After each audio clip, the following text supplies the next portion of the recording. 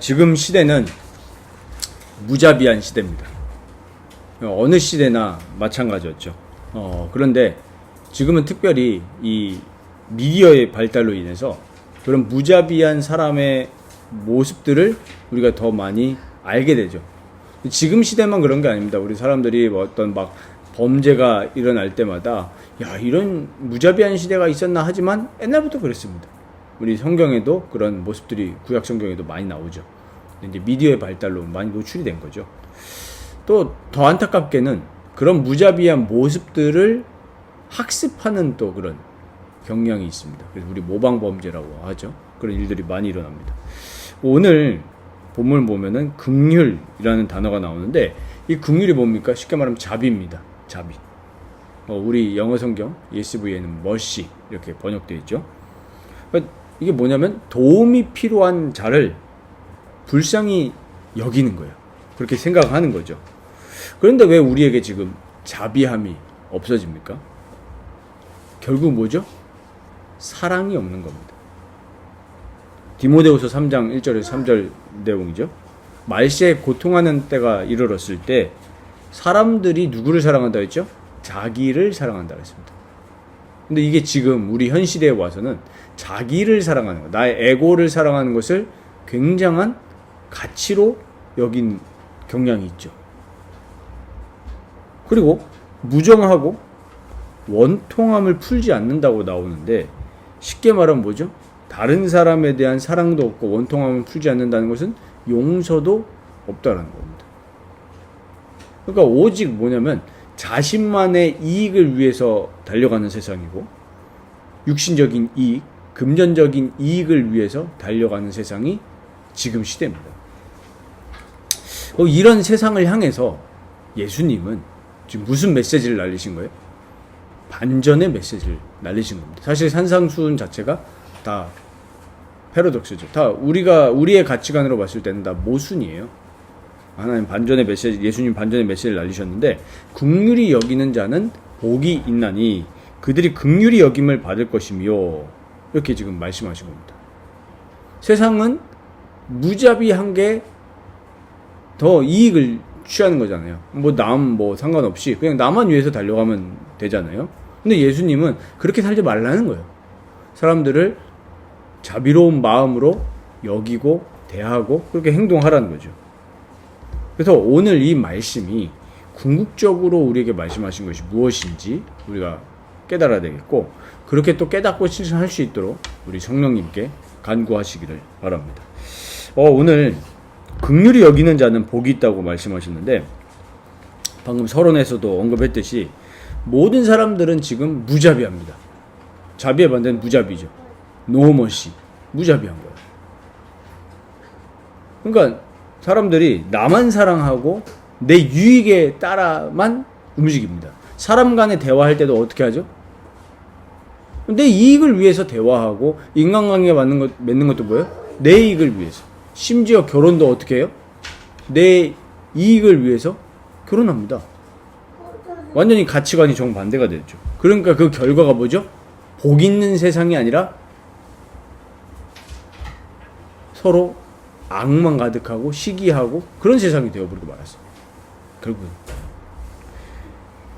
오늘 이 말씀은 어려움에 처한 자를 불쌍히 여기라는 건데, 긍휼히 여기라는 건데, 이 원어를 보면요, 이 긍휼함이라고 했어요. 오늘 이 말씀이 동사가 아니라 형용사로 기록되어 있어요. 영어 성경에 보면은 mercy 이렇게 돼 있지 않고 merciful 이렇게 되어 있어요. 그 말은 뭔 말입니까? 행동하기 전에 뭐예요? 마음에서 우러나오는 진정한 자비함이 먼저라는 거예요. 그러니까 우리가 이 마음 없이 그냥 할 수 있겠죠. 그걸 보고 우리가 예수님 뭐라고 합니까? 외식이라고 하죠. 외식.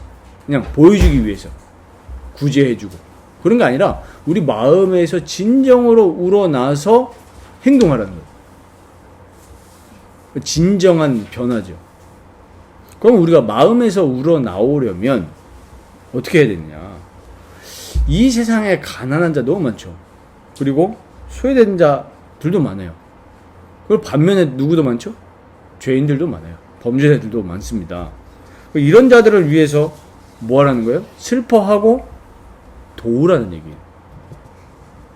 근데 우리는 어떻게 생각합니까? 아, 내가 제일 불쌍한데 이렇게 생각하는데 예수님은 그거 아니고 우리 옆에 가난한 자, 소외된 자, 그리고 범죄자들도 긍휼히 여기라는 거예요.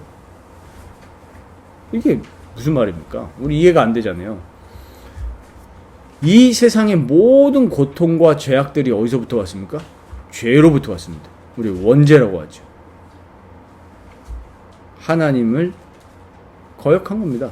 불순종한 거예요. 내가 하나님이 된 거예요. 그게 죄죠. 우리가 오늘 이 구절은 지난주에 봤었던 우리 말씀 뭐죠? 의에 줄이고 목이 마른 자는 복이 있다. 많은 이 말씀과 연결이 되는데 이 죄악 세상에 뭐가 없다 그랬죠? 진정한 의가 하나도 없다 그랬어요. 의는 오직 예수 그리스도뿐이라고 했습니다. 그렇기 때문에 우리에게 하나님의 긍휼이 필요해요.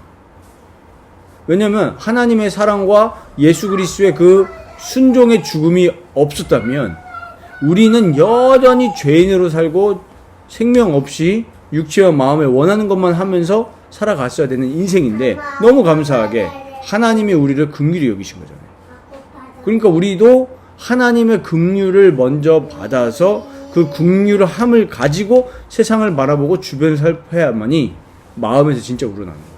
그게 없이는요, 우리가 구원을 하나님의 은혜로, 전적인 은혜로 구원을 받았음에도 불구하고 마음에는 뭐가 있는 거예요? 긍휼함이 없고 오히려 무시하고 천대하고 또 뭐죠? 저 사람보다 내가 낫다라는 이상한 생각을 가지고 살아가는 거예요. 진정한 사랑의 실천이 안 되는 거죠. 그래서 행동이 먼저가 아니라 우리 마음입니다. 우리 마음에 먼저 하나님의 긍휼함이 채워져야 돼요. 그러면은 진정한 긍휼은 어디서 오냐라고 했을 때 답은 오직 하나죠. 예수님입니다. 우리가 신앙생활을 열심히 하면 내가 긍휼한 마음이 생길까요? 그건 외식이라는 거예요. 세상에 많은 종교들이 있잖아요. 불교도 있고 천주교도 있습니다. 너무 좋아요. 그러나 모든 인간은 죄이기 때문에 우리 마음속에서 진정한 긍휼함을 일어날 수 없다. 왜? 그게 뭐예요? 그 행동의 근거가 뭐죠? 적선이에요. 적선. 선을 쌓는 거예요. 진정한 거 아니고 그 선을 쌓는다는 게 뭡니까? 누굴 위해서 쌓아요 또? 나를 위해서 쌓는 거잖아요. 우리 이따 오예배하고도 연결되는데 우리는 신앙생활을 하면서도 나를 위해서 한다고 하면은 타 종교랑 다를 게 없는 거예요. 예수님이 우리를 긍휼히 여기셨잖아요. 죄인인 우리를 긍휼히 여기셨습니다. 성부 하나님께서 우리를 창세전에 어떻게 하셨죠? 예정하셨죠.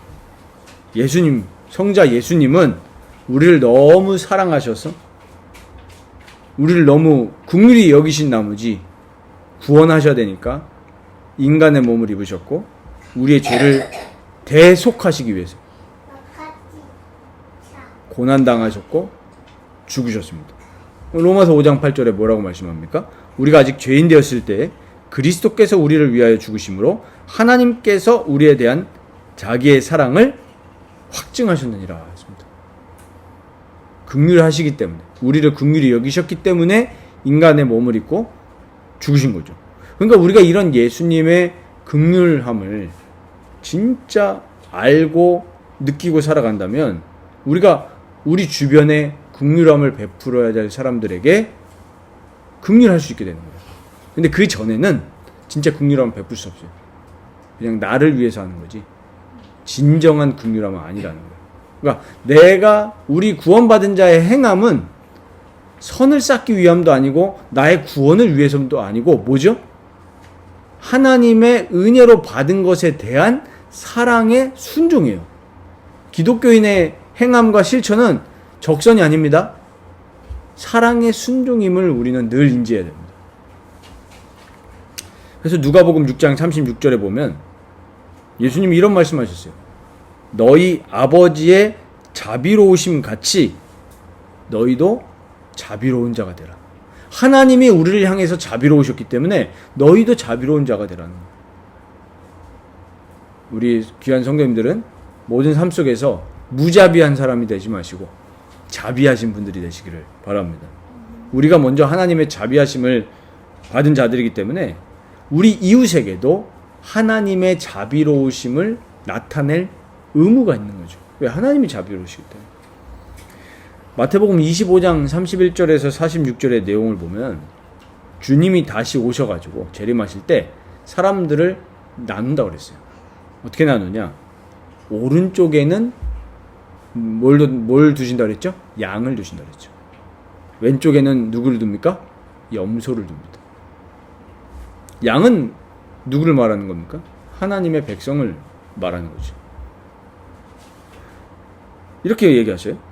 하나님 나라를 유업으로 주실 것을 말씀하시면서 내가 헐벗었을 때 그 양들은 옷을 입혀줬고 아플 때 돌봐줬고 옥에 있을 때 나를 찾아줬다.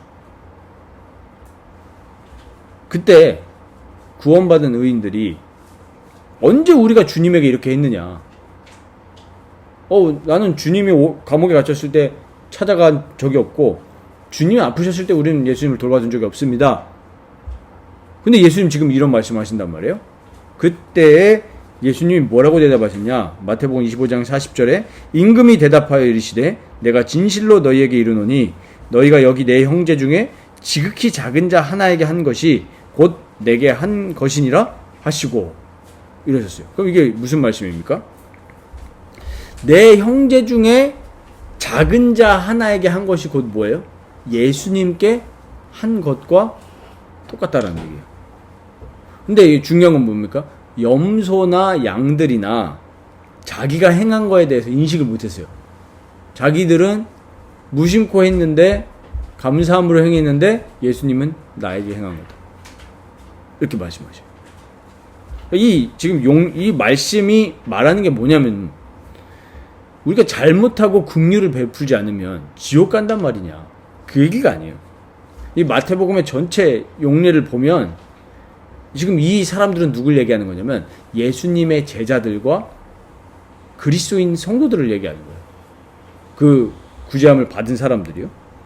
특히 이 당시에 박해를 받는 그리스도인들과 소외된 성도들이 너무나 많았습니다. 그들을 도우라는 얘기예요. 그러니까 우리가 교회 밖 얘기하기 전에 교회 안에도 얼마나 소외받은 성도들이 많습니까? 그렇죠. 교회 안에 박해받는 그리스도인들, 또 소외된 성도들, 가난한 성도들, 긍휼함이 필요한 성도들이 너무 많은 거예요. 근데 얼마나 교회가 타락했습니까? 교회 공동체 안에 있는 그런 성도들도 살피지 못하고 자꾸 캠페인만 하고 있는 교회가 되어버린 거예요. 그래서 우리 라이프 교회는 첫 그 선교의 시작지가 어디가 돼야 되겠습니까? 교회 안이 돼야 돼요. 교회 안을 살피고 교회 안에 직분자가 왜 있는 겁니까? 그거 하라고 하나님이 직분을 주신 거예요. 왜 하나님이 목사라는 직분을 주셨습니까? 하나님의 말씀을 그리스도의 양된 성도들에게 올바르게 해석하고 올바르게 먹이고 올바르게 치는 게 뭐예요? 케어잖아요. 올바르게 케어하고. 왜 하나님이 교사와 장로, 집사를 왜 세우셨습니까? 돌보라고요. 1차적으로 어딜 돌보라는 거예요? 교회 안을 돌보라는 거예요. 그게 누구에게 하는 거다? 예수님께 하는 거다. 어린 아이들을 우리가 어떻게 해야 되겠어요? 돌봐야 되겠죠. 미숙하니까. 그래서 어떻게 해야 됩니까? 올바른 말씀을 가지고 가르치고 또 그들의 얘기를 들어주고. 지금 한국 교회에 수많은 젊은 청년들이 교회를 떠나고 있습니다. 근데 그들이 주로 하는 말이 뭔지 아십니까? 어른들이 우리 말을 안 들어줘 이러는 거예요. 그리고 어른들은 뭐만 한다고 하죠? 자기들에게 시키기만 한다고 합니다. 근데 물론 한쪽 말만 듣고 그 얘기가 다 맞다고 할 수는 없어요. 그러나 본질적으로 뭐라는 거예요? 교회 안에 어렵고 소외되고 이런 사람들의 얘기를 들어주고 보살필 의무가 있다는 거 오늘 예수님 말씀하신 거거든요. 근데 교회가 교회 안은 돌보지 않으면서 밖으로만 다니면서 전도한다고 그러고 봉사한다고 그러고 진짜 맞는지 질문해야 돼요. 뭐만 꿈꾸는 거죠? 교회에 막 대형화만 꿈꾸잖아요. 대형화가 되니까 당연히 케어를 못하는 거예요. 그렇죠. 그래서 우리 교회는 다른 데를 손가락질 하기 이전에 우리 교회에 소외된 사람들, 우리 여기 소외된 분들이 있습니까? 사회적으로 소외되신 분들. 돌봐야 돼요. 진짜요. 그래서 일부러 더 같이 교제하고, 같이 밥 먹고, 이래야 돼요. 그게 누구에게 하는 거라고요? 예수님께 하는 거예요. 왜? 왜 그렇죠? 성도와 예수님은 둘이 아니라 하나입니다. 연합체거든요, 연합체. 그러니까 우리가 성도에게 하는 것은 예수님께 하는 것과 같다라는 얘기입니다. 그리고 우리가 밖에서도 마찬가지죠. 예수님의 긍휼함을 진짜 받은 사람은 세상에서도 내가 비그리스도인들에게 베푸는 긍휼을 통해서 그들이 뭘 보는 거죠? 구원받는다는 게 아니라 우리가 행함을 통해서 그 사람들이 구원받습니까? 아니죠. 하나님 구원은 하나님의 전적인 사역이시니까요. 근데 우리의 긍휼, 우리의 자비를 통해서 사람들이 뭘 보게 되는 거죠? 하나님의 긍휼을 보게 되는 거예요. 아, 하나님이 자비로우신 분이구나. 이렇게 되는 거예요. 그러면서 어떻게 되는 거죠? 복음으로의 초대를 받게 되는 거죠. 하나님이 복음의 말씀을 듣게 하시겠죠. 그러니까 긍휼한 사람에게는 결국에 이 마태복음 25장 말씀은 뭐죠? 결국에 하나님 나라로 들어가는 복을 주신다는 거예요. 그러니까 선행을 해서 하나님 나라를 들어갈 수 있다 그 말이 아니라 본질적으로 뭐죠? 하나님 나라를 지금 누리는 사람들은 긍휼을 베풀 수 있는 겁니다. 왜? 영원한 나라의 복을 받았기 때문에 이 지금의 육신의 몸을 입고 살아가는 이 지구에서 내 이익을 취하면서 살아가지 않을 수 있다라는 얘기입니다. 그런데 이 너무 안타깝게도 이 현 시대 교회는 이런 진정한 복음의 본질을 오해하거나 혹 편협한 이해를 하고 있는 경우가 많이 보이고 있습니다. 가장 중요한 문제가 뭐냐면 구원에 대해서 오해한 경우가 너무 많아요. 우리 베드로전서 1장 9절에 이런 말씀이 있죠. 믿음의 결국은 곧 영원 구원이라. 근데 이 말씀을 오해해버렸어요. 어떻게 오해해버렸냐? 영과 육을 구분해서 이해하게 된 거예요. 그러니까 어떤 결과가 나타났습니까? 믿음의 결국은 영원 구원이다. 이 말씀을 편협하게 해석해가지고 나 막 살아도 돼 이러면서 영원 구원 받으면 끝난 거 아니야. 믿음의 결국은 우리 겉으로 나타나는 그런 믿음의 행실들 아니야. 영원 구원 받는 거야. 이런 말도 안 되는 그런 거짓 선지자스러운 말들을 막 한단 말이에요. 그러니까 저는 좋은 단어인데 너무 오해될 수 있는 단어가 예수천국, 예수천당 불신주의다. 그러니까 예수 믿으면은 그거 다 면제부야. 막 사는 거죠.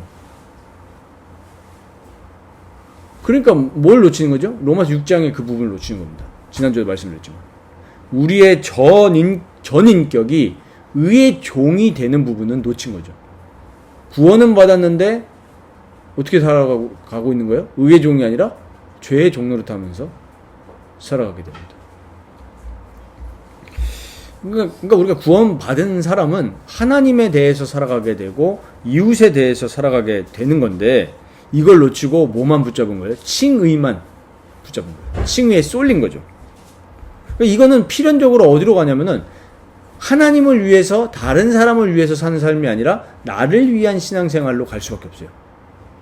나를 위한. 그러니까 이게 우리가 생각해 보세요. 우상숭배랑 다를 게 뭐예요? 나를 위해서 믿는다고. 아니잖아요. 그러니까 우리 살아가는 삶에는 복만 있습니까? 아니죠. 어려움도 너무나 많습니다. 회사 가서 인간관계 갈등하기도 하고 가족끼리 싸우기도 하고 뭐 부모님끼리 싸우기도 하고 아니면은 막 병이 걸리기도 하고 믿는 자도요. 어려움이 계속 옵니다. 때로는 하나님이 허락해서 주시는 그런 어려움들도 있죠. 근본적으로는 뭐예요?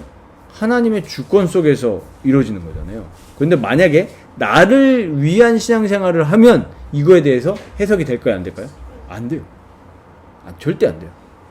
우리가 하나님을 위한 신앙생활이 되면 하나님의 영광을 위한 신앙생활이 되면 문제를 통해서도 뭘 보게 되는 거죠? 이 문제를 통해서 하나님의 영광이 드러날 수 있겠구나. 내가 이 문제를 걸어갈 때 넘어지지 않고 낙심하지 않고 세상과 타협하지 않아서 거룩한 모습을 보일 때 오히려 믿지 않는 사람들은 저 사람을 보면서 뭘 느끼죠? 아, 어려움 가운데서도 신앙인들은 저렇구나라는 걸 느끼면서 하나님의 거룩하심을 본다니까요. 근데 우리가 나를 위한 신앙생활이 되면은 대부분 어떻게 되죠? 문제가 왔을 때 무슨 생각을 해요? 창피하다. 근데요, 우리 마음속에 이런 게 다 있어요. 만약에 보세요. 제가 목사잖아요. 목사인데 갑자기 뭐 예를 들면 우리 아이들이 타락을 했어. 그러면 이제 무슨 생각이 드는지 아십니까? 그리스도께 나아가는 게 아니라 창피해요. 아까 말씀드렸죠? 진정한 그리스도 공동체는 뭐예요? 그런 어려움들을 어떻게 하고요? 긍휼히 여기면서 도와주고 기도하는 게 진짜 공동체예요. 그런데 대부분 뭐라고 생각합니까? 예를 들면은 우리 장로님께 무슨 막 갑자기 어려움이 생겼어. 그러면은 교회 안에서 무슨 생각합니까? 긍휼히 여기는 게 아니고 저 장로님 좀 신앙생활을 좀 또 이제 뭐 심지어 장사꾼 모인 데는 이러면 저 장로님이 헌금을 떼먹었어. 뭐 이렇게 뭐 하면서 또 뭐 말도 안 되는 11조 논리를 막 꺼내면서 막 그런 식으로. 한국 교회가 지금 다 그런 거예요. 아, 내가 성경을 안 봤더니 이렇게 됐나? 이런 식으로 해서. 그런 공동체가 되면 안 되는 겁니다. 어떻게 해야 돼요? 긍휼. 우리는 교회 안에 어려운 사람이 생겼을 때 어떻게 됩니까? 정죄하는 게 아니라 긍휼히 여기고 도와줘야 되는 거예요. 그래서 우리 성도님들에게 어려움이 왔을 때 이거를 오픈하는 게 좋습니다. 숨기지 말고 오픈해서 우리 같이 기도하는 공동체가 돼야 돼요. 그래서 저도 목사지만은 목사니까 목사 뭐 똑같이 뭐 연약한 사람인데요. 오픈하고 같이 기도해야 됩니다. 그렇죠? 하나님 나라를 누리는 사람은 줄 수 있습니다. 그래서 우리 예수 그리스도의 복음은 전인격을 바꾸는 거거든요. 이렇게 쏠린 구원관으로 해석이 되면은 진정한 교회가 안 되고 서로 질투하고 저 사람이 잘 되는 것 같으면 왜 나는 응답 못 받나 이런 모습들이 나오는 거예요. 그러면 안 되겠죠. 예수 그리스도의 복음은 우리의 전인격을 바꿉니다. 빌립보서 2장 13절에 보면 너희 안에서 행하시는 이는 하나님이시니 자기의 기쁘신 뜻을 위하여 너희에게 소원을 두고 행하게 하시나니 이랬습니다. 우리 안에서 행하시는 분이 누구라고요? 하나님이시다. 자기의 기쁘신 뜻을 위해서 우리에게 자기의 소원을 두고 행하게 하신다는 거예요. 하나님은 구원받은 자를 통해서 자기 자신, 하나님의 뜻을 이루시기 위해서 행하게 하신다는 겁니다.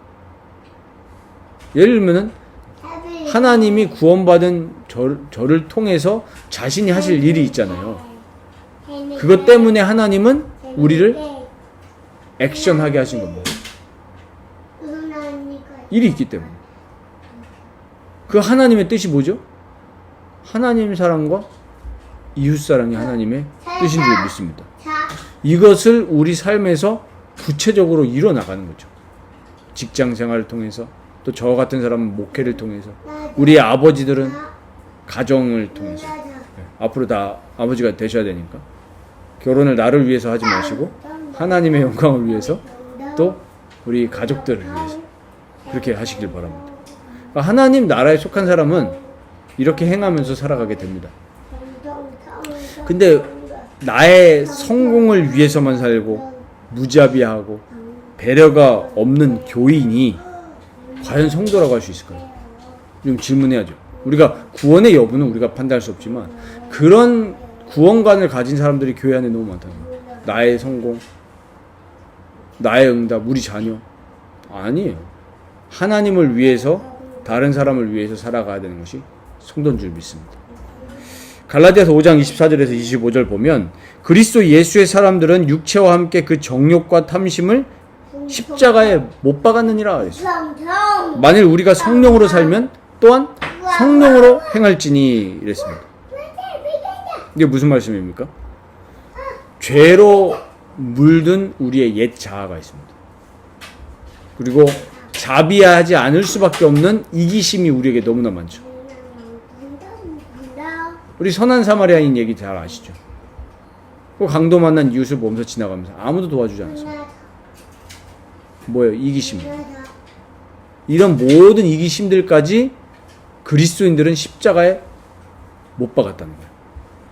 그러니까 이제는 우리가 그 옛자, 육신의 지배를 받지 말고 성령의 지배를 받으면서 살아가라는 말씀이죠.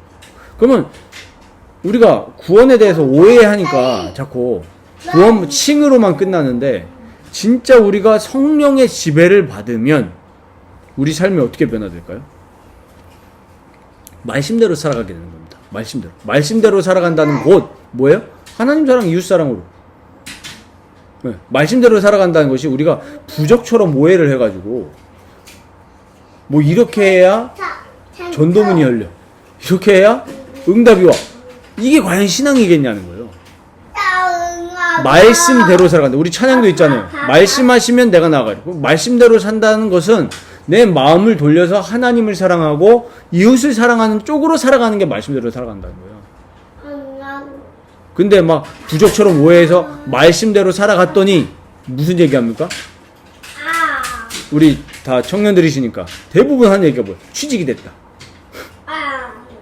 말씀대로 살아갔더니 결혼을 했네? 제가 부끄러워요. 옛날에 그런 간증들을 많이 해서 진짜 부끄럽고 회개 많이 하는데, 말씀대로 살아갔더니 하나님이 이런 응답을 주셨어. 근데 틀렸다고 말할 수는 없습니다. 그런 요소들이 있지만 궁극적으로 우리의 모습은 뭐가 된다는 거예요? 말씀대로 살아간다는 것은 하나님 사랑과 이웃 사랑으로 가야 되지. 우리 간증이 자꾸 그것만 나온다. 좀 생각해 봐야 되는 신앙과 교회죠. 근데 대부분 교회가 그런 걸 간증한답니다. 이따 오후 교리 문답 내용이 그 내용이에요. 딱. 그러니까 뭐예요 이게? 말씀대로 산다고 하면서 한국교회 모습들은 너무나 나중심의 종교생활인 거예요. 나중심에. 그러니까 뭐예요? 내가 원하는 걸 위해서 누구를 끌어들인 거죠? 예수님을 끌어당긴 거예요. 그래서 인터넷에 보니까 이렇게 짤들이라고 하죠. 짤들이 돌아다니는데 예수님이 이렇게 바위에 앉으셔가지고 이마를 잡고 이렇게 쓰그리고 계세요. 뭐 하냐면은 그러면서 후회하시는 거예요. 내가 이러려고 죽었나? 굉장히 웃기면서 슬픈 이야기인데, 예수님이 우리를 위해서 대속하신 것은 그 피를 통해서 우리 히브리서 봤지만 우리 마음을 완전히 바꾸셔서 하나님 사랑하고 이웃 사랑하는 쪽으로 우리의 양심을 변화시킨다고 그랬죠. 근데 여전히 우리가 우리의 응답을 위해서 산다고 합니다. 꼭 그렇게 정지하는 분들이 뭐라고 합니까? 응답 못 받아서 하는 소리네, 이런 얘기야. 응답이 뭔데요? 우리 마음이 하나님 사랑, 이웃 사랑으로 바뀐 게 진짜 응답이에요. 그래서 우리 성도님들은 나중심의 생활이 아니라 정말 하나님의 영광을 위해서 살아가는 성도님들 되시기를 축원드립니다. 또 반면에 이런 거 있어요. 예수 믿으니까 착하게 살아야 돼. 물론 틀린 얘기 아닙니다. 착하게 살아야죠. 오늘 뭐 긍휼함을 베푸는 것도 착한 거니까. 근데 이것도 복음을 오해한 거예요. 예수 믿으니까 착하게 살아야 돼 이러니까 아이들 마음속에 뭐가 들어가요? 눌려요. 어떻게 눌리죠? 착하게 내가 100% 살 수가 없잖아요.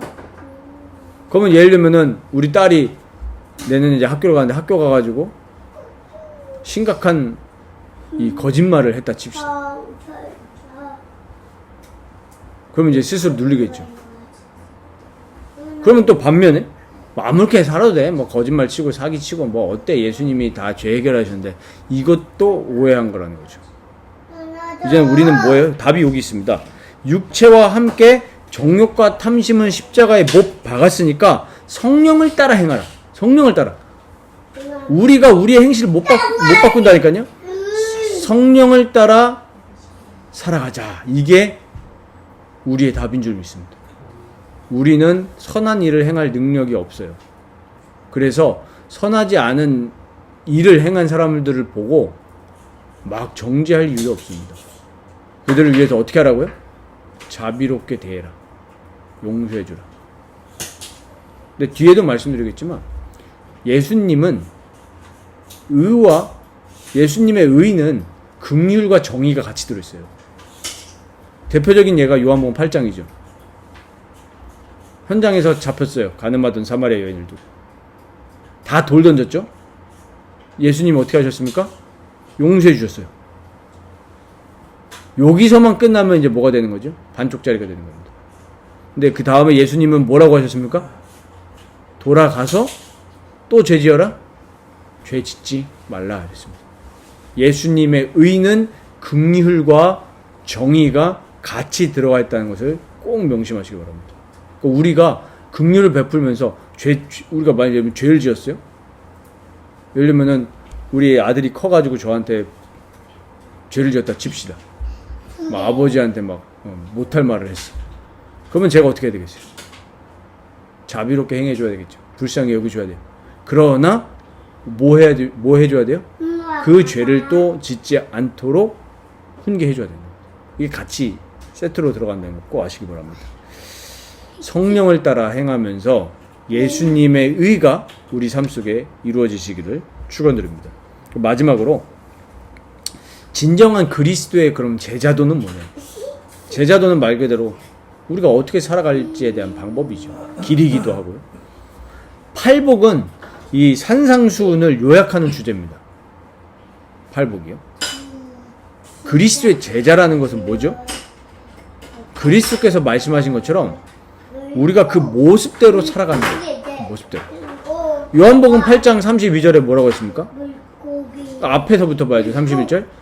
진리를 알지니 진리가 너희를 자유롭게 하리라. 자유롭게 한다는 것은 방종이 아니죠. 뭐죠?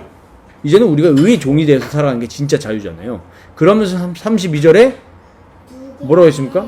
말씀 안에 거하면 너희가 참으로 내 말에 거하면 참으로 내 제자가 되고 그랬습니다. 그럼 예수님의 말씀대로 살아가는 게 제자라는 거잖아요. 그 오늘 산상수훈이 예수님 말씀 핵심 아닙니까? 그러면 이 산상수훈 안에 있는 그 모습대로 살아가는 게 제자라는 거예요. 전도를 잘하는 게 제자가 아닙니다. 물론 맞죠. 그런데 궁극적으로는 내가 이 모습대로 살면 전도가 되죠. 그래서 예수님이 승천하시기 직전에 뭐라고 하셨죠? 오직 성령을 받으면 너희가 내 제자가 되리라. 땅끝까지 내 증인이 되리라 그랬잖아요. 그래서 우리가 이 그리스도의 진짜 제자로 살아가려고 하면은 결국엔 답이 또 말씀 안에 있는데 빌립보서를 보시면 빌립보 교회 안에 갈등이 생겼어요. 특히 유오디아라는 사람과 순두계라는 사람의 갈등이 붙은 겁니다. 교회 안에. 우리도 우리 교회가 앞으로 성장해 나가다 보면 이런 일들이 일어날 거예요. 그럴 때 답이 뭐냐를 오늘 빌립보서는 말씀하고 있습니다. 빌립보서 2장 1절에서 4절 보면 그러므로 그리스도 안에 무슨 권면이나 사랑의 무슨 위로나 성령의 무슨 교제나 긍휼이나 자비가 있거든 이래요. 자, 이게 조금 말이 어려운데 쉽게 말하면 무슨 말이냐? 우리가 그리스도 안에서, 그러니까 쉽게 말하면 그리스도를 믿는다는 것이 우리에게 힘이 되고 위로가 되고 그 안에 긍휼이 진짜 나에게 있다고 한다면 이해되십니까? 내가 그리스도 안에서 힘을 얻고 있고 그리스도 안에서 내가 위로를 얻고 있고 내가 그리스도의 긍휼을 맛보고 있다면 마음을 같이 해서 사랑을 가지고 뜻을 합하여 하나가 되라는 겁니다. 너네가 정말 그리스도 안에서 이 은혜를 받고 있다면 그거 가지고 뜻을 합하여서 하나가 되라는 거죠. 싸우지 말고. 무슨 일을 하든지 이기적이거나 교만한 마음을 가지지 말고 겸손한 마음으로 남을 나보다 낮게 여기라. 그 얘기입니다. 왜? 우리가 그리스도 안에서 이 능력을 공급받고 있기 때문에. 그러면 우리가 해야 될 것은 뭐죠? 그리스도 예수의 마음을 푸근하는 겁니다. 그게 5절부터 8절까지입니다. 너희 안에 이 마음을 품으라. 곧 그리스도 예수의 마음이니 그는 근본 하나님의 본체시나 하나님과 동등됨을 취할 것으로 여기지 아니하시고 오히려 자기를 비워 종의 형체를 가지사 사람들과 같이 되셨고 사람의 모양으로 나타나사 자기를 낮추시고 죽기까지 복종하셨으니 곧 십자가에 죽으십니다. 예수님이 우리를 긍휼하게 여기신 결정적 장면이잖아요. 이게. 죽으심. 종의 형체를 가져서 사람의 모양으로 나타나서 우리를 불쌍히 여기심으로 십자가에서 대속제물이 되셨습니다. 그럼 우리가 이 예수님의 마음을 품고 우리를 향한 예수님의 마음은 죽기까지 복종하는 거잖아요. 하나님께. 그러니까 우리가 이 마음을 품고 성령을 따라 행하면 우리는 가장 아름다운 그리스도의 제자로 살아갈 수 있습니다. 빌립보서 1장 27절에 보면 오직 너희는 그리스도의 복음에 합당하게 생활하라 했습니다. 복음에 합당하게. 이거 한번 묵상해 보시기 바랍니다. 복음이라는 것은 예수 그리스도께서 우리를 위해서 우리 죄를 위해서 대속하시고 부활하신 거잖아요. 그럼 우리가 이제는 죄에 대해서는 죽고 의에 대해서 살고 부활하셨다는 건 뭐죠? 우리가 이제 이 땅에 소망을 두지 않고 하늘 소망을 바라보면서 산다는 거죠. 그럼 거기에 합당하게 생활하라. 그럼 우리가 이걸 진짜 갖고 있다면 교회 안에서 육신적인 거 가지고 다투지 않겠죠. 밖에 나가서도 마찬가지죠. 긍휼하게 대하고 육신적인 것 때문에 회사 사람들과 다투지 않아야 됩니다. 물론 아까도 말씀드렸듯이 말해야 될 건 말해야 됩니다. 회사 안에서 불의가 행해지고 있는데 내가 그거에 대해서 용납한다? 그것도 의가 아니죠. 우리가 상황에 따라서 바뀐다는 게 아니라 그 그리스도의 의는 이 양쪽을 다 보고 있기 때문에 다 충족이 됩니다. 그래서 하나님께 영광 돌리는 삶을 살라는 겁니다. 복음에 합당하게 산다는 얘기예요. 우리가 이렇게 살아갈 때 여러 가지 생각이 들 수 있습니다. 사랑을 주면 뭐하냐? 긍휼을 베풀면 뭐하냐? 이런 이제 생각이 와요. 왜냐? 나는 긍휼을 베풀어줬는데 돌아오는 건 뭐죠? 비난과 배신과 조롱이 따라와요. 예를 들면 이런 거 있잖아요. 나는 굉장히 선의로 돈을 빌려줬는데 오히려 나를 욕하고 다녀. 이런 경우가 비일비재할 수 있거든요. 그런데 우리는 이것도 하나님 앞에서 생각해야 됩니다. 고린도전서 15장 58절 보면 그러므로 내 사랑하는 형제들아 견실하며 흔들리지 말고 항상 주의 일에 더욱 힘쓰는 자들이 되라. 이는 너희 수고가 주 안에서 헛되지 않은 줄 알미라. 우리가 교회 안에서나 교회 밖에서나 우리가 하는 사랑의 수고들이 헛되지 않아요. 오늘 본문 말씀에 뭐라고 했죠? 긍휼히 여기는 자는 하나님께 긍휼히 여김을 받을 것이다. 그러니까 우리가 나를 위한 신앙이 아니라 하나님의 영광을 위해서 그리고 교회 공동체를 사랑하고 또 우리 교회 밖에 이웃을 돕는 이 주의 일에 힘쓰면 우리의 신앙의 노력과 사랑의 수고를 사람들은 인정해주지 않을 수 있어요. 그러나 하나님은 다 기억하시고 주 안에서 헛되지 않게 우리에게 복을 주실 줄 믿습니다. 우리가 긍휼을 베푸는 것은 하나님이 기억하셔요. 시편 41편 1절 보면 가난한 자를 보살피는 자에게 복이 있으며 재앙의 날에 여호와께서 그를 건지시리로다 하십니다. 복을 쌓는 적선의 의미가 아닙니다. 행위로 구원받는다는 얘기가 아니라 우리의 행위는 하나님의 은혜에 감사의 순종이라는 것을 아시고 이렇게 행하시기를 바랍니다. 오늘 말씀의 결론입니다. 이제 우리는 나를 위한 신앙생활을 버리고 예수님의 사랑을 늘 기억하면서 그 긍휼을 기억하면서 또 그 사랑에 감격하면서 내가 예수님의 사랑과 그 예수님의 자비를 내 삶 속에서 어떻게 실천할 것인가 그걸 생각하고 돌아봐야 됩니다. 이게 바로 그의 나라와 그의 의를 찾는 의미입니다. 늘 이번 한 주간 예수님의 자비가 내 삶 속에서 나타나는 그 귀한 그리스도의 제자의 길을 걸어가시기를 주의 이름으로 축원드립니다.